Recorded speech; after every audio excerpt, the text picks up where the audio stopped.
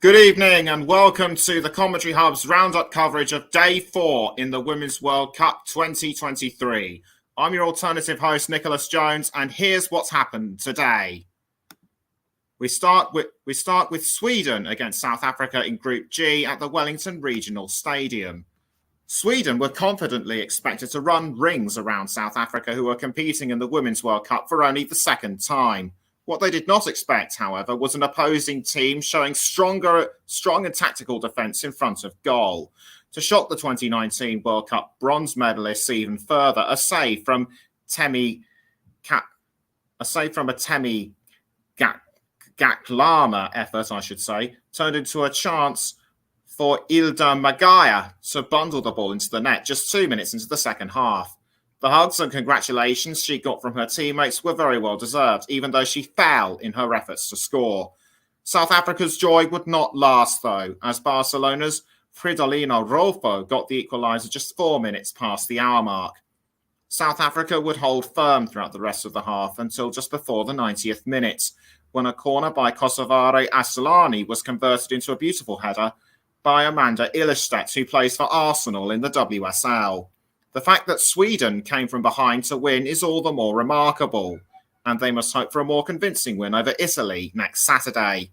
South Africa can be proud of what they displayed on the pitch today and will look to give Argentina a run for their money on Friday. Our next match is in Group E between the Netherlands and Portugal, which was at the Dunedin Stadium.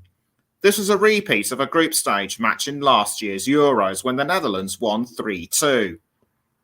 The 2019 finalists looked very threatening against another nation making their debut, and it showed when Lineth Berenstein's effort missed, despite intervention by the Portuguese defenders. Stephanie van der Gracht thought she scored from the subsequent corner, but was deemed to be offside.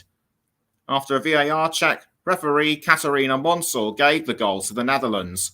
Berenstein would try again not long afterwards, but Portugal were able to keep her at bay once again.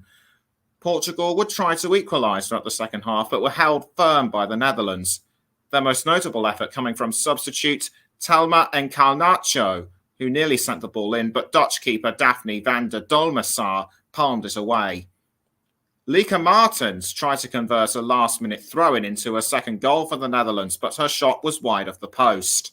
The Netherlands will be looking to avenge their loss to the United States in the 2019 final when they face them on Thursday, while Portugal will aim to get a fellow win against fellow debutantes Vietnam, also on Thursday. And our final match of the day was between France and Jamaica in Group F at the Sydney Football Stadium. You'd think a highly rated nation like France would confidently dominate over Jamaica, who are also making their second Women's World Cup appearance. Not so in this case, as the Reggae Girls proved to be tougher than expected. Their captain, Khadija Shaw, could have scored with a free kick, but the ball was deflected away by France keeper Pauline Perrault-Magnan. Amel Majri tried a wonderful curling effort, but Jamaica goalkeeper Becky Spencer was equal to that too. Not even players such as Kadiatu Diani, Eugenie Le Sommer, and the legendary Wendy Renard could convert any chances into goals. No matter how many times France tried, they just could not get the ball into the net. They reached the quarterfinals in the 2019 edition and are looking to go further this time, but those missed efforts will not have helped their cause. The closest France came to scoring all match was through Diani in the second half, though the ball just scraped the bottom half of the crossbar. Jamaica would soon be reduced to 10 players when Khadija Shaw, who had been booked earlier, was sent off after a foul on Wendy Renard. Despite this, Jamaica can be proud of what they achieved and will be looking to put the same pressure on Panama, who they face next Saturday.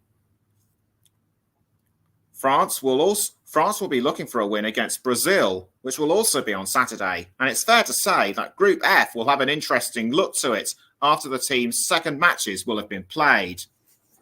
And so now we take a look at what's to come on Monday. Italy will have their first match of the tournament tomorrow when they face Argentina at 7 a.m. UK time at Eden Park. Then it's the turn of Germany, one of the favourites, as they'll look to get their campaign underway against Morocco. And it will be the first match in Group H at the Melbourne Rectangular Stadium, and it will kick off at 9:30 UK time. The final match of tomorrow will be Brazil against Panama, another nation who qualified via the playoffs. They'll be playing at the Hindmarsh Stadium in Adelaide at midday UK time. I hope you enjoyed today's roundup, and we'll see you tomorrow.